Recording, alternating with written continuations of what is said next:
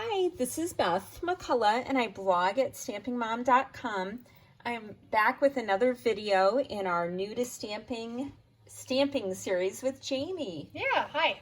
So Jamie, you bought your first trimmer. I did. I'm excited to learn to use it. This is awesome. I highly recommend the Stampin' Up! Trimmer. It's only $25. It's a great deal. And let's go through all the tips and tricks with the trimmer. One great thing is the arm that comes out. It goes all the way out to 17 inches. So whether you're a scrapbooker or a card maker or just a crafter, it's great to have that.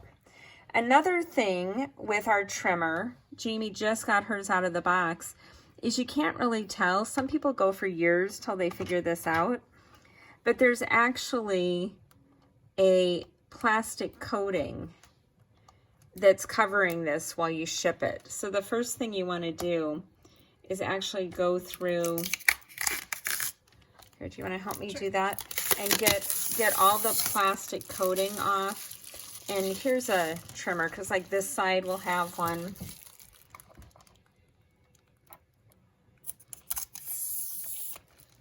So if you have a Stampin' Up! Trimmer, did you know it came with that plastic coating? It's funny because it'll get dingy over time and people are like, what's wrong? It's because they had to take that off. So that's the first step. The next thing is it has a great ruler down the side. And I do a lot of fun fold cards, and I want you to be able to cut from 3 to 7 or different measurements, but sometimes it's hard to see. So we have some mini glue dots. And if you want to grab 3 of these, Jamie, Yep. And you put one, I cut a piece of cardstock.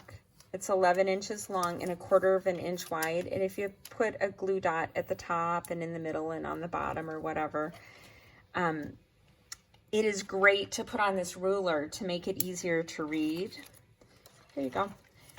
So Jamie's favorite color is pink, so her ruler has to be pink, right?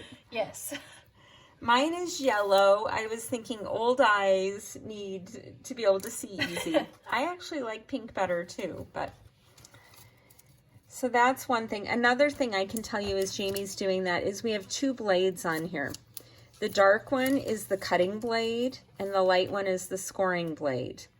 And you can put these in either order and you can take these off. We sell refills. The blade will get dull over time and you'll have to put a new one on. On my cutting blade, I have the, okay, I do it in the other order, so I'm gonna show you that way. And if you can see this, I'm gonna fold the arm back down. Down here is where you can get it off. Do you see how there's an opening right here? Yeah. Okay, so I'm just gonna like push up on one and pull down on the other. Okay. And switch it out. Yeah, and it comes off just like this. So that's my scoring blade. And then the cutting blade, I'm going to bring all the way to the bottom, but you would get it out the same way. To put it back in, you just maneuver it in and they slide. Do you want to practice just because when you get a new blade, you'll have to be able to get it on and off?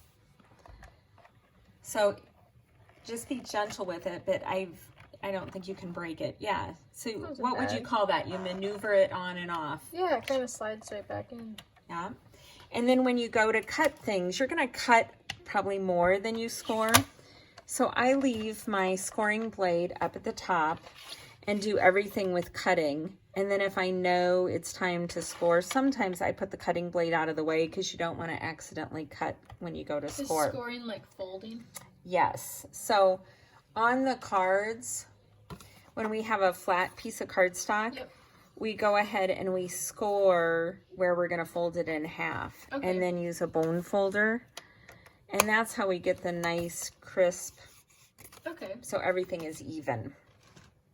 Another good thing about this trimmer is the numbers don't wear off. I had one in the past that did. So we have inches, we have 1/4 inches, 1/8, and 16ths all show up on here. There's also centimeters, which is what this top row is. So I do tutorials now in both metric and inches, and it's nice that we have both on here. And then to put the ruler on, Jamie has her cardstock ready. So you're gonna flip up this bar and then take your piece of cardstock and just adhere it to that. So when you flip it down, you'll be able to see the pink. Right here? Yep, and I started it, mine went up to 11.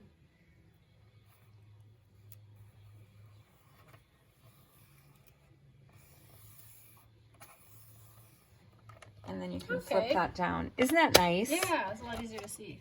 So yeah, you can totally see the numbers on that.